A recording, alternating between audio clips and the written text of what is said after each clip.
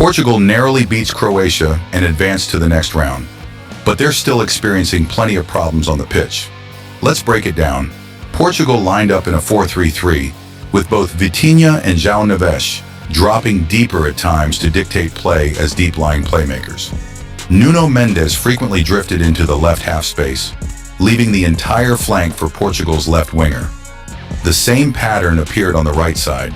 The right back moved inside, while the right winger held the width and could also drop deeper to combine quickly with his teammates. That led to several good ball progression sequences for Portugal, just like in this example. The main issue was that Croatia's compact 4-4-2 block made it extremely difficult to find passing options between the lines. As a result, Portugal built most of their attacks through the flanks. Cristiano Ronaldo also played a key role here. For a center forward, he dropped deep remarkably often, making himself available both in deeper areas and between the lines to receive the ball and move the attack forward. However, whenever Portugal switched the point of attack, they often had opportunities to become much more dangerous. Ruben Dias had the ball in these situations particularly often. In this example, we can see that he has three possible passing options. Not all of Portugal's players occupied the spaces between the lines effectively. Even when there was space available, they didn't always position themselves well enough to receive the ball there, as we can see in this sequence. So whenever Ruben Dias stepped forward into space, very few teammates reacted by creating supporting angles or giving him a clear passing option. As a result, he often ended up playing the ball back to Vitinha, almost saying, "You're the playmaker, go and make something happen." This happened repeatedly, especially because of Portugal's right back.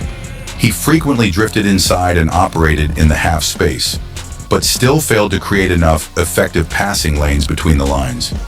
He naturally drifted back towards the wing, which meant Portugal lacked an extra player occupying central spaces.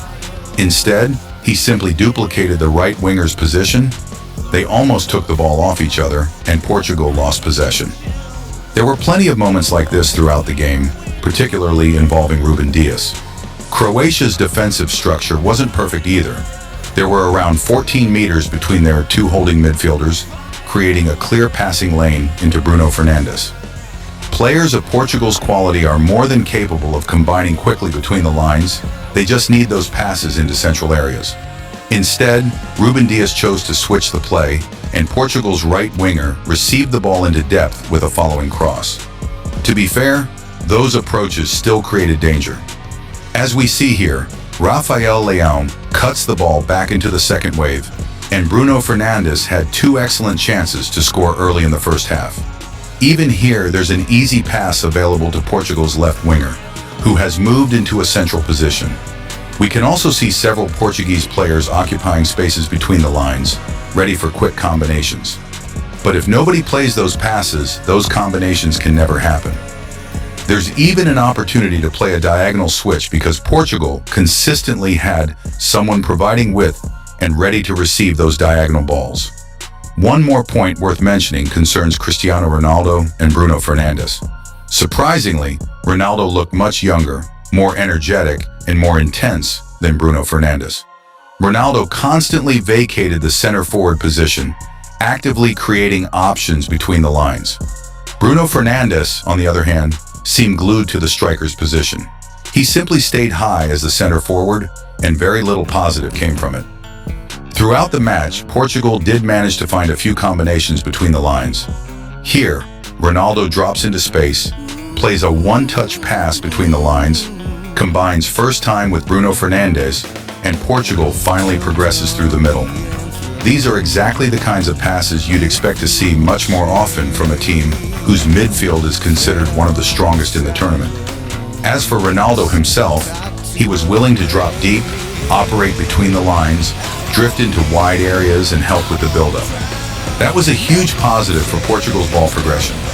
The downside, however, is that when Ronaldo leaves the penalty area, Portugal no longer have a true striker occupying the finishing zones. In those moments, Bruno Fernandes, the central midfielders, and the wingers were expected to attack the box instead. But let's be honest, they simply struggled physically to compete for crosses. Here's another example where Cristiano Ronaldo drops deeper to help Portugal progress the ball. And then we look at Bruno Fernandes's positioning. It's the typical position of a center forward. But this is Bruno Fernandes, a player who should be creating, orchestrating, and driving his team's attacks. Instead, he's simply occupying the striker's position, waiting to receive the ball inside the box. Here, Nuno Mendes switches play with a diagonal pass to the right winger. And even though Ronaldo had dropped deep just a few seconds earlier to combine with his teammates, he still managed, at his age, to arrive inside the finishing zones in time. That's another important point. So, in my opinion, Ronaldo is clearly not Portugal's problem. Portugal pressed in a man-to-man system throughout the entire match. Both the center-backs and the full-backs stepped high to follow their direct opponents. Overall, Portugal executed this press quite well. They passed opponents on effectively, remained disciplined, and prevented Croatia from building comfortably from the back. That was probably crucial for Portugal because they wanted to dominate possession. Here we can see Portugal's left winger, Rafael Leão, tracking all the way back into the left-back position to intercept the ball. Every player clearly understood who they were responsible for marking, so everyone knew exactly who their direct opponent was. However, towards the end of the first half, Portugal's man-to-man press started to lose intensity, mainly because Ronaldo was no longer pressing aggressively. Let's look at this sequence. Ronaldo is supposed to initiate the press here. All of Croatia's central passing options are blocked, leaving only the long ball available. But Ronaldo closes the defender down far too slowly. It takes him more than 3 seconds to reach the ball carrier. Instead of sprinting aggressively to apply immediate pressure, he simply jogs towards him. In this type of pressing system, intensity is everything. You want the opponent to have no time to lift his head, assess the situation, and pick a pass. The goal is to force him to keep his eyes down and simply clear the ball, because he knows he'll lose possession within a split second if he hesitates. That's probably what Portugal lacked whenever Ronaldo was the player responsible for triggering the press. Croatia opened the scoring. The move actually started with a throw-in, where several Portuguese players completely switched off. They're looking at the assistant referee, arguing over whose throw it should be, while the Croatian player quickly grabs the ball and restarts play. That's already the first lapse in concentration. Croatia then developed the attack and delivered a cross towards the far post. Portugal's right back doesn't choose the best position, misses the ball, and Croatia scores. Portugal responded quickly and won a penalty. Let's focus on the key duel inside Croatia's penalty area. Croatian defender is clearly marking his opponent tightly. He's grabbing him, holding him back, and this is a clear goal-scoring opportunity because just look where the cross is going. The ball is delivered directly towards the Portuguese player, who has every chance of scoring. You can clearly see that he's being held with the defender's arm. But it's not just the arms, look at their legs as well. The Portuguese player is trying to attack the ball and jump in front of the defender, but he's physically prevented from doing so. So yes, that's a clear penalty. Cristiano Ronaldo converts it, although there are two interesting details here. First, the goalkeeper commits before the shot and starts diving early. Second, what do you think? Does it take incredible confidence to hit a penalty straight down the middle like Ronaldo does here? Or is it actually a sign of uncertainty? Just trying to get the shot on target no matter what? Let me know your thoughts in the comments. Personally, I don't like penalties like this. If the goalkeeper had simply stayed where he was, he could have saved it quite comfortably. Portugal found the winner. Rafael Leão receives the ball on the left wing and delivers a cross. At first glance, it doesn't look particularly dangerous because Croatia actually has numerical superiority inside their own penalty area. The cross travels towards the far post. One Croatian defender doesn't even jump. Another loses his position completely and offers virtually no resistance to Portugal's attacker. Gvardiol simply stands behind his man, does nothing to challenge him, loses the positional battle with ease, and Portugal score.